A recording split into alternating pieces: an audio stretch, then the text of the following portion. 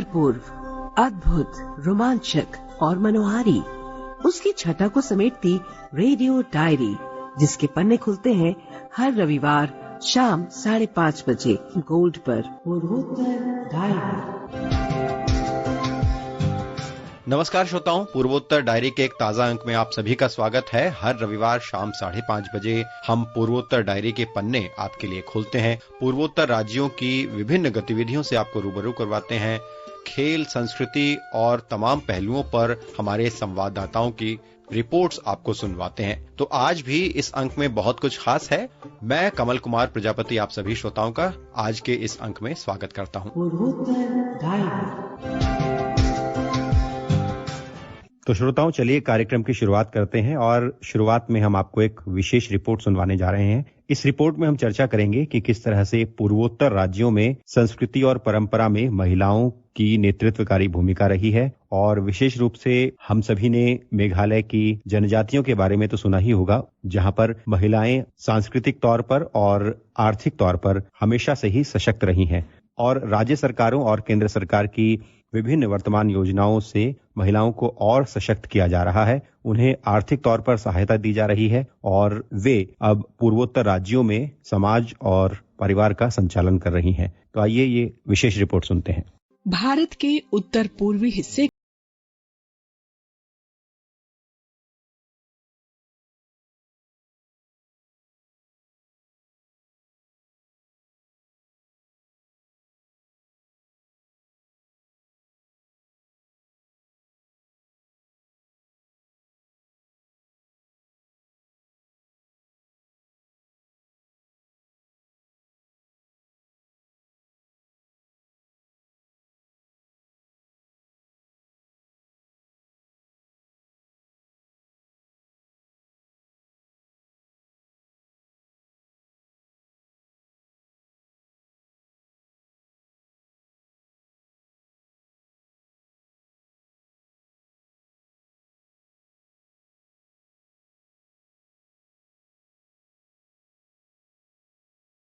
केवल घर की सीमाओं तक नहीं है, वे समाज, परिवार, संस्कृति, अर्थव्यवस्था और नेतृत्व हर क्षेत्र में सक्रिय और सक्षम भूमिका निभा रही हैं।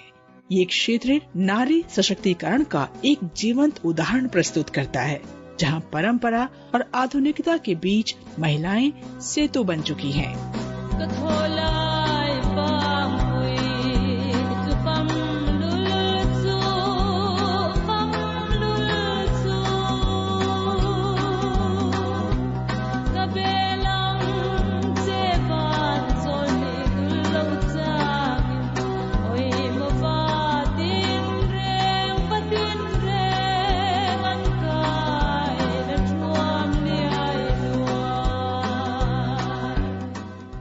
पूर्वोत्तर के 8 राज्यों में महिलाओं को पारंपरिक रूप से विशेष सम्मान और अधिकार प्राप्त हैं। मेघालय जैसे राज्यों में खासी, गारो और जयंतिया जनजातियों में मातृसत्तात्मक व्यवस्था प्रचलित है, जहां संपत्ति का उत्तराधिकार सबसे छोटी बेटी को मिलता है और विवाह के बाद पुरुष पत्नी के घर में रहता है। इस परंपरा ने महिलाओं को सामाजिक और आर्थिक रूप से स्वायत्त बनाया है।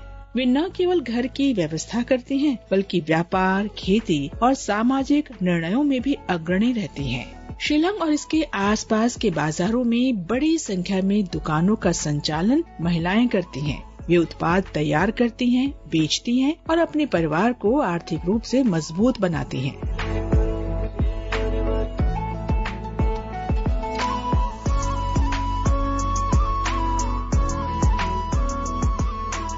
मिजोरम की मिजो जनजाति की महिलाएं भी पारंपरिक बुनाई और हस्तशिल्प में दक्ष हैं।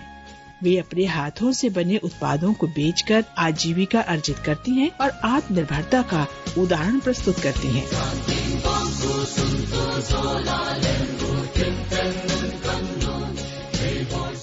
नागालैंड की अंगामी और एओ जनजातियों में महिलाएं खेती, पशुपालन और घरेलू कारीगरी में भाग लेती हैं। समय के साथ महिलाओं की सामाजिक भागीदारी में वृद्धि हो रही है और वे पंचायतों तथा समुदायों के निर्णयों में आवाज उठा रही हैं।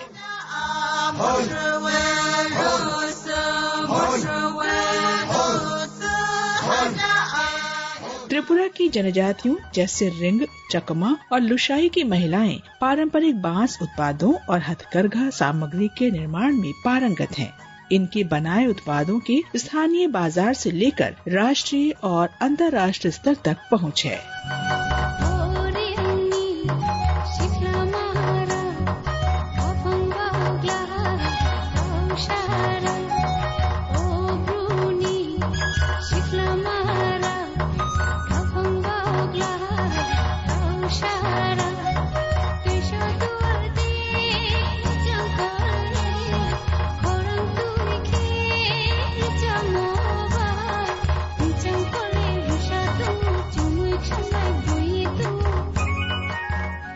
अरुणाचल प्रदेश की अपातानी महिलाओं का चावल की खेती में महत्वपूर्ण योगदान है। वे खेत में काम करने से लेकर फसल बेचने तक की सभी जिम्मेदारियां निभाती हैं। समुदाय की संपूर्ण आर्थिक स्थिति सुदृढ़ करने में उनकी भूमिका का ये एक उत्कृष्ट उदाहरण है।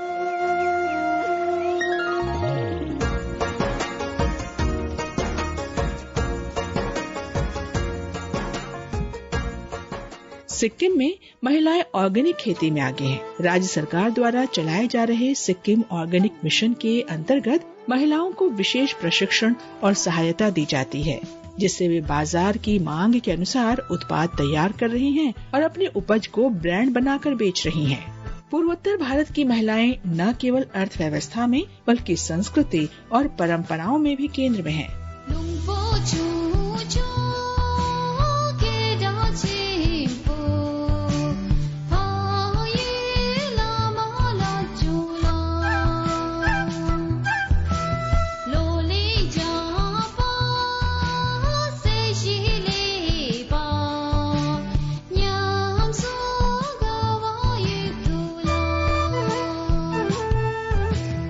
मणिपुर की रास लीला नृत्य परंपरा, जिसमें महिलाएं श्री कृष्ण और राधा की भूमिका निभाती हैं, उसकी ख्याति देश विदेश तक फैली है।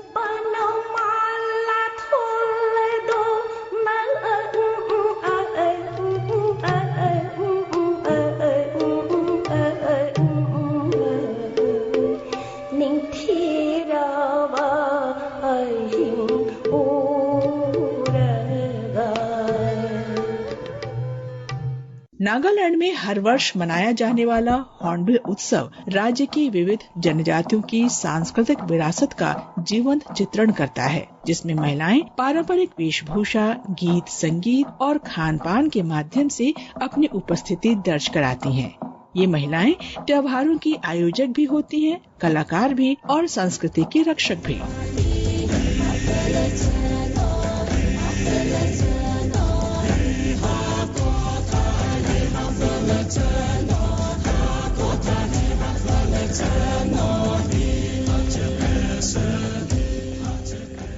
मेघालय में पर्वों के दौरान महिलाएं पारंपरिक ढोल बजाने, वाद्य यंत्रों पर लय रचने और पारिवारिक पकवानों की व्यवस्था संभालने में माहिर होती हैं। उनकी उपस्थिति के बिना कोई पर्व संपूर्ण नहीं माना जाता।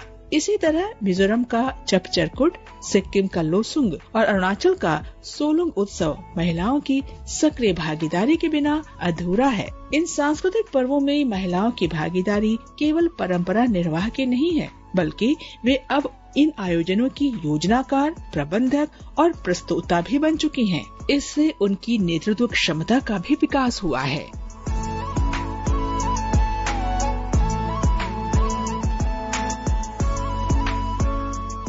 शिक्षा के क्षेत्र में भी पूर्वोत्तर भारत की महिलाएं निरंतर आगे बढ़ रही हैं। मणिपुर, मिजोरम और त्रिपुरा में महिला साक्षरता दर राष्ट्रीय औसत से अधिक है। इससे महिलाओं में आत्मविश्वास और सामाजिक जागरूकता दोनों बढ़े हैं। अब वे केवल घरेलू भूमिकाओं तक सीमित नहीं हैं, बल्कि प्रशासन, राजनीति, खेल और उद्यमिता में भी आगे आ रही हैं।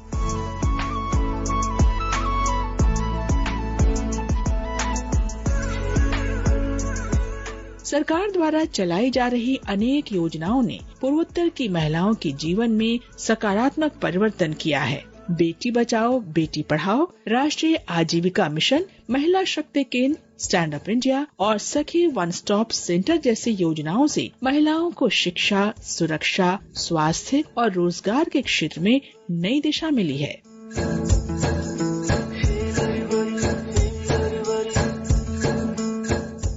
पूर्वोत्तर क्षेत्र विकास मंत्रालय की north east rural livelihood project के अंतर्गत असम, मिजोरम, नागालैंड और त्रिपुरा में हजारों महिलाओं को स्वरोजगार, प्रशिक्षण और बाजार से जोड़ने का अवसर मिला है। इन प्रयासों से महिलाओं में आत्मनिर्भरता की भावना बढ़ी है और उनका जीवन स्तर उच्च हुआ है।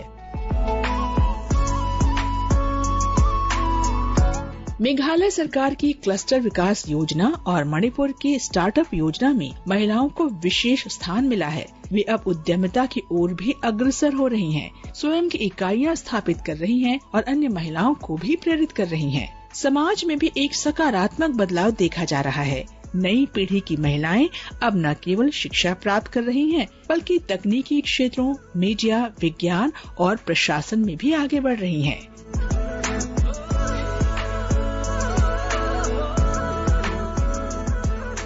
पूर्वोत्तर भारत की महिलाएं न केवल अपने परिवार की रीढ़ हैं, बल्कि समाज की शक्ति भी हैं।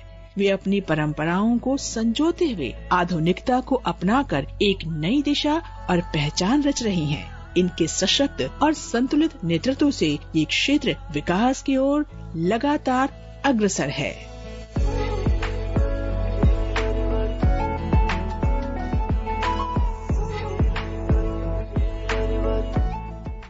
हम आपको ऐसी शख्सियत से मिलवाने जा रहे हैं जिन्हें अभी 2025 में पद्मश्री सम्मान से सम्मानित किया गया है और उन्हें सम्मान एक सामाजिक काम के लिए दिया गया है। उन्होंने अरुणाचल प्रदेश के एक जिले वेस्ट सियांग जिले में ड्रग्स के खिलाफ या ड्रग्स के प्रति जो ड्रग्स की लत में या शराब की लत में लोग पड़ जाते हैं उनको इससे मुक्त करवाने की दिशा में काम किया है और उन्होंने रिहेबिलिटेशन की दिशा में इसमें बहुत बड़ा काम किया है, इसलिए सरकार ने उन्हें इस सम्मान से सम्मानित किया है। तो आइए हम उनसे सीधे जुड़ते हैं। उनका नाम है यमगिन गामलिन, जो मदर विजन संस्था की संस्थापक हैं। बहुत बहुत स्वागत है गामलिन मैम आपका प्रोग्राम में। Thank you.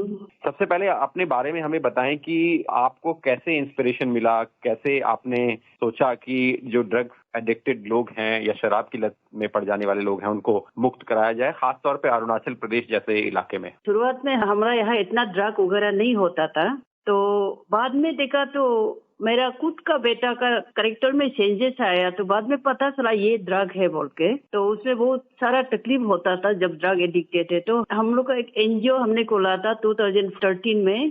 तो हम लोग ने उसको प्रॉब्लम को देख के, मेरा अपना प्रॉब्लम को देख के बहुत माँ से हम लोग डिस्कस किया, तो सबने ये सेम प्रॉब्लम पेश किया बोल के। तो हमने यहाँ वेस्ट सियांग में आलो डिस्ट्रिक्ट में 10-15 माह हमने शुरू किया था। 15 मेंबर था जब हमने ये शुरू किया था। तब हमें इतना आइडिया नहीं था ड्रग क्या चीज है, लेकिन अपना प्रॉब्लम लेके हम लोग निकला ड्रग अवेयरनेस कैंपिंग करने के लिए। अपना स्टाइल में निकला, हमने ये अवेयरनेस कैंपिंग करना शुरू किया। एलोंग टाउन में कम से कम 45 सेक्टर था उस समय। वो सेक्टर को हम लोग एवरी सैटरडे, एवरी फ्राइडे शाम का 5 बजे से लेके दिन को अपना काम करता था। अवेयरनेस कैंपिंग शुरू किया, तब बहुत सारा माँ का अच्छा रिस्पॉन्स आया। ड्रग का साथ साथ हमने क्लीनलीनेस में, एलोंग टाउन उसमें बहुत गंदा था, हम क्लीनलीनेस में सफा किया। एवरी सैटरडे मार्केट एरिया को सफा करता था। जहाँ भी अवेयरनेस कैंपिंग करता था उसमें हम लोग का मदर विजन टीम बनता था। उस टीम में हम लोग ये सफाई भी इंक्लूड कर देता था, अपना अपना सेक्टर को सफाई रखना है। तो बीच में हम लोग को एक रिकवरी एडिक्ट था कैनेडी बग्र, जो खुद 18 इयर्स इसमें एडिक्टेड होके रिकवर, जब वो हम लोग का साथ जुड़ा, वो 2 साल जेल में था। तो उन लोग को लेके आया, तो उनसे हमें आइडिया मिला, फिर उसको लेके हम लोग अवेयरनेस कैंपिंग करना शुरू किया। तो बहुत सारा लोग समझ में आ गया, तो वो हमारा साथ जुड़ने लगा। शुरू में तो हम लोग का यहाँ हमें इसको खराब चीज मानता था, कोई अपना बारे में बताता नहीं था, तो ये क्या चीज है वो छुपा के रखता था। जब हम लोग ओपनली बात करना शुरू किया तो वो लोग हमारा सामने आना शुरू किया, उसको क्या किया जाए। तो हम लोग ने यहाँ एक जब जरूरी था तो बोल के हम लोग ऑफिस खोला। उस ऑफिस में हम लोग शाम का 5 to 9 रात का, क्योंकि दिन को सब बिजी रहता है, कोई शाम को ही आके काउंसलिंग करवाता था। फिर उन लोग का बच्चा को हम लोग जो एब्यूज स्टेटस में है, जो एकदम एडिक्टेड हो चुका होता है, तो उसको हम लोग बाहर भेजना शुरू किया, बाहर रिहैब सेंटर में, नागालैंड में, असम में। ये बहुत सारे चैलेंजेस भी जैसे आपने बताया आते हैं। अभी आपके जो रिहेबिलिटेशन सेंटर में आप लोग भेजते हैं या अपना भी आप लोग काउंसलिंग करवाते हैं, मेडिटेशन भी हमने सुना है आप करवाते हैं, तो इस तरह की एक्टिविटीज आप ड्रग एडिक्टेड लोगों को करवाते हैं, क्या आप चेंजेस देखते हैं और कैसे आप लोग उनके साथ टैकल करते हैं, और कितने लोग अभी आप करवा चुके हैं मुक्त जो ड्रग लेते थे पहले? 2018 में हम लोग सेल्फ हेल्प बेसिस में एक तो रिहैब सेंटर खोला, एक्सपेरिमेंट बेसिस में। तब तक तो हमारा पास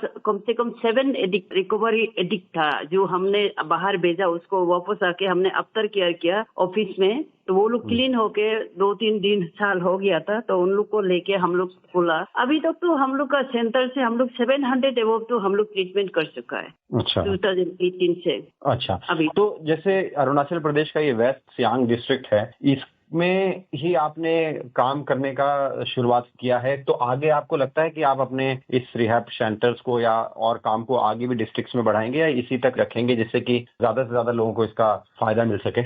इसका रिहैब सेंटर टू, जैसे अभी हमारा गवर्नमेंट ने बहुत वो इनिशिएटिव लेना शुरू किया है, जगह जगह पे गवर्नमेंट रिहैब खुल के रखा है अभी। तो अभी धीरे धीरे वो लोग स्टडी कर रहा है, तो हमारा रिहैब सेंटर का परमिट को वो लोग हर उसमें यूज करने का भी कोशिश कर रहा है। तो हम लोग कोई रिहैब सेंटर जो हम लोग को सजेशन मांगता है, उसको तो हम लोग सजेशन देता है। तो हम लोग खुद नहीं करके भी हम लोग गवर्नमेंट का पॉलिसी में पार्टिसिपेट करके हर चीज में हम लोग थोड़ा बहुत मदद कर सकते। तो मैं ये भी जानना चाहूंगा, क्योंकि बहुत से लोग अभी आपको सुन रहे हैं, तो आप ड्रग एडिक्टेड लोगों के साथ काम करती हैं, कुछ आप मैसेज देना चाहेंगी बहुत सारे हमारे सुनने वालों को, कितनी बड़ी ये समस्या है, और अगर कोई इस चीज में पड़ जाता है तो उसके लिए बाहर निकलना क्या मुश्किल है, या फिर उसके लिए अगर वो कुछ टेक्निक्स या कुछ काउंसलिंग ले आसान हो जाता है, क्या कुछ कहना चाहेंगी हमारे सुनने वालों से?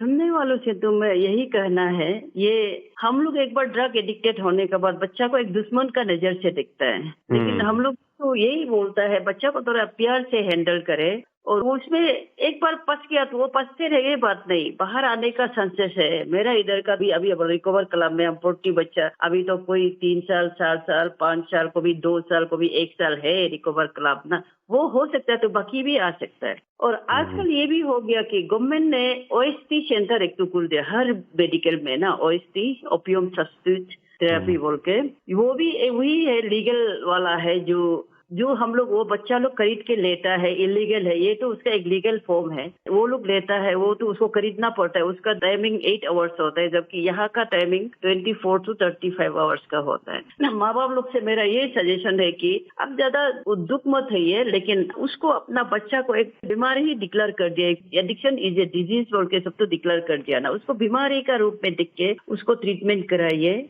अभी रिहैब सेंटर बहुत है, और जो नहीं जा पाता है तो OST हम लोग को अरुणाचल में तो यहाँ में हमारा आलंग में भी OST सेंटर है, या मॉर्निंग सुबह जाके एक टेबलेट खाया तो दिन भर रहेगा, फिर कल आके एक टेबलेट खाए के, ऐसे करके आदमी नॉर्मल लाइफ आराम से जी सकता है। और ये सजेशन है, हम लोग ड्रग एडिक्टेड जो रिकवर होके वापस आता है उसको भी एक एडिक्टेड का रूप में दिखता है, लेकिन एक जो रिकवर होके बच्चा आता है उसको भी आप वो मदर लोग जिसका बच्चा ऐसा तकलीफ में है उसका साथ उससे मिलवाना जरूरी है। उससे मिलवाना, उसको डिस्कस करके उसका साथ कुछ एक्टिविटीज करके बच्चा लोग को काउंसलिंग करने देने से वो भी उस बच्चा जो रिकवर नया हो गया उसको भी एनकरेजमेंट मिलेगा, अरे पब्लिक हमको इम्पोर्टेंट है बोल के, वो भी अपना लाइफ सही ढंग से जी पाएगा, फिर रिलेप्स कम जल्दी नहीं होगा, और इनका भी कुछ दुख सुख में मदद कर सकता है। तो इसलिए हम तो यही सजेशन है कि हर कोई उसको उस नजर से ना देखे जिस नजर से पहले दिखता था, और उसको भी थोड़ा उसका साथ भी मिलजुल के बात करके उसको भी आगे बढ़ने का मौका दे। बहुत अच्छा आपने मैसेज दिया कि ड्रग एडिक्टेड जो लोग हैं उनको लेके जागरूकता, और उनके परिवार में बहुत जरूरी है जागरूकता का होना। बहुत बहुत धन्यवाद मैम आपका, आप हमारे साथ जुड़ी और आपने अपने जो एक्सपीरियंस है, आपका जो काम है उसके बारे में भी बताया, और आपने एक मैसेज जो दिया है वो जरूर हमारे सुनने वालों के लिए बहुत फायदेमंद होगा। बहुत धन्यवाद। धन्यवाद। त्रिपुरा हमारे देश का किस तरह से एक अभिन्न राज्य है, और यहाँ की संस्कृति, परंपरा, कला, खान पान और यहाँ की जीवन शैली किस तरह की है, तो आइए सुनते हैं त्रिपुरा के बारे में ये खास विवरण। त्रिपुरा भारत के पूर्वोत्तर क्षेत्र का तीसरा सबसे छोटा राज्य अपनी अनूठी सांस्कृतिक धरोहर, प्राकृतिक सौंदर्य और समृद्ध इतिहास के लिए प्रसिद्ध है। ये राज्य विविधता और परंपराओं का एक ऐसा मेल है जो हर किसी को आकर्षित करता है। त्रिपुरा का नाम संस्कृत के त्रिपुर शब्द से लिया गया है, जिसका अर्थ है 3 शहरों का राज्य।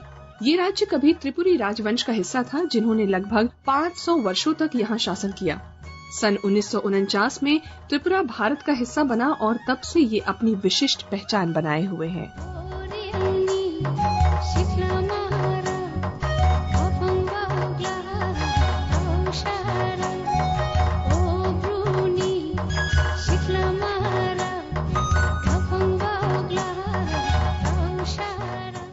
त्रिपुरा की पहचान यहाँ की आदिवासी जनजातियों से भी जुड़ी है।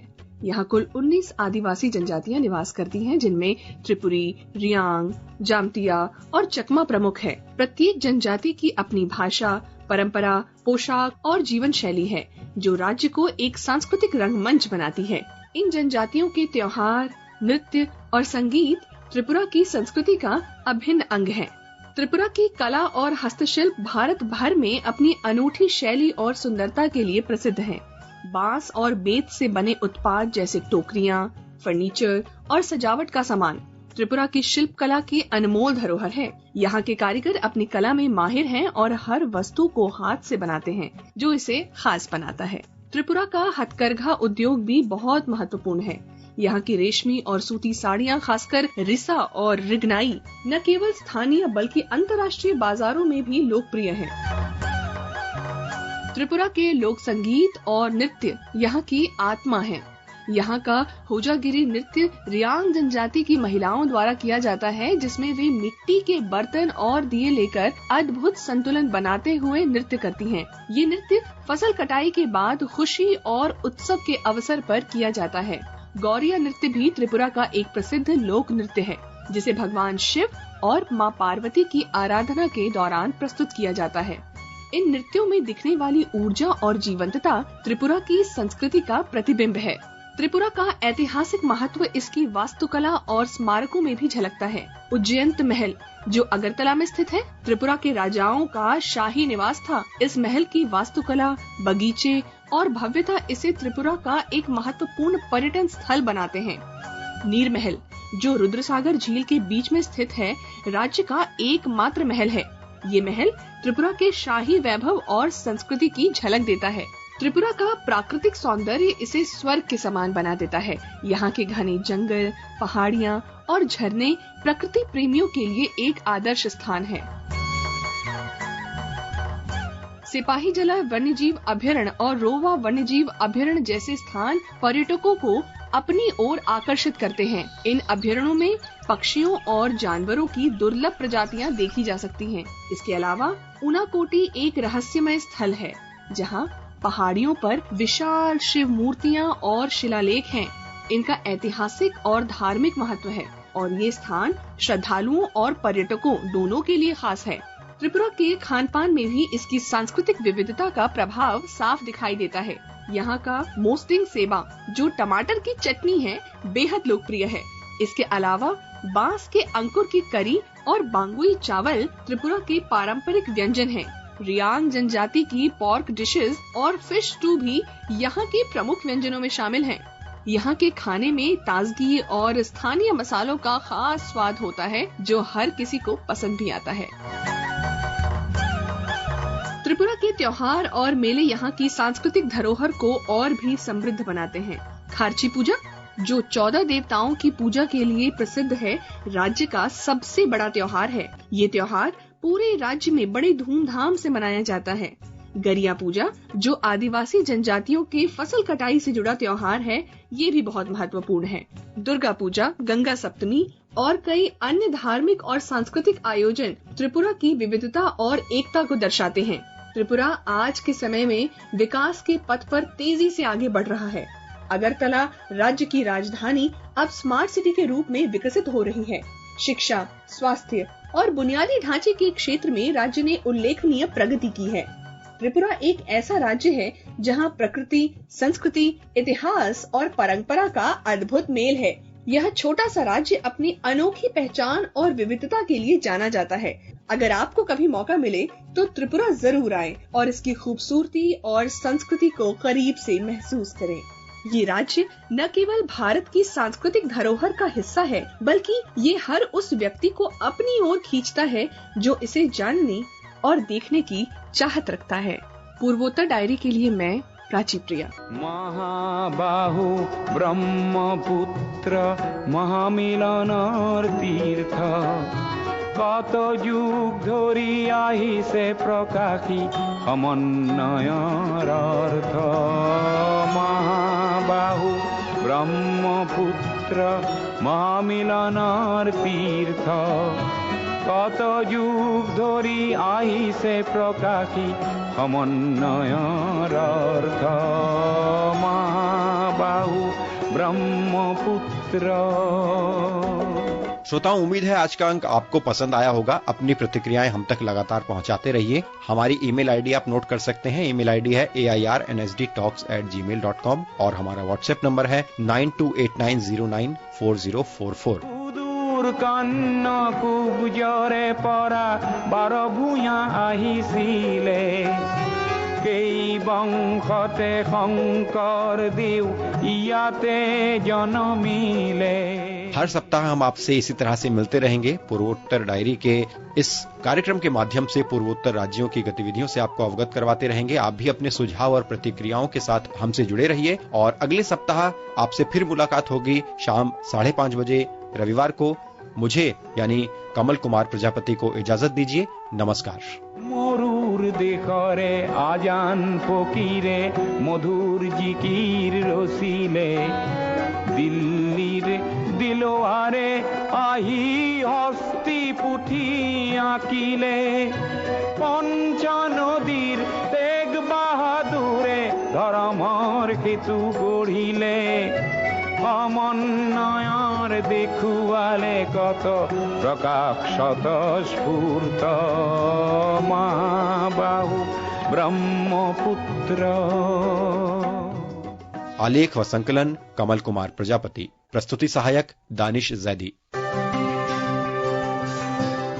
उत्तर पूर्व अद्भुत, रोमांचक और मनोहारी उसकी छटा को समेटती रेडियो डायरी, जिसके पन्ने खुलते हैं हर रविवार